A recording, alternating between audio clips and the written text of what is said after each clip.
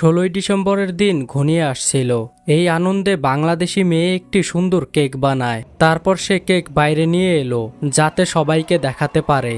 হঠাৎ এক ইন্ডিয়ান মেয়ে বাইক নিয়ে আসে এবং কেকটি দেখে জোরে জোরে হেসে ওঠে। বাংলাদেশি মেয়েটির খুব রাগ হলো এবং সে ইন্ডিয়ান মেয়ের কাছে গিয়ে বলল, না হেসে আমার সাথে কেক বানানোর প্রতিযোগিতা করো। ইন্ডিয়ান মেয়ে চ্যালেঞ্জ গ্রহণ করলো আর বাংলাদেশি মেয়েটি বাড়ি ফিরে সুন্দর কেক বানানোর চেষ্টা শুরু করলো। অবশেষে 16ই ডিসেম্বরের দিন এলো। প্রতিযোগিতা শুরু হলো। প্রথমে ইন্ডিয়ান মেয়ে কেক বানালো, তখন ইন্ডিয়ান লোকেরা চিৎকার করে বলল, আমাদের কেক জিতবে। তারপর বাংলাদেশি মেয়ে কেক বানালো, তখন পুরো শোতে চিৎকার উঠলো, বাংলাদেশি কেক হবে চ্যাম্পিয়ন। কিন্তু বিজয়ী নির্ধারণ হবে ভোটের মাধ্যমে।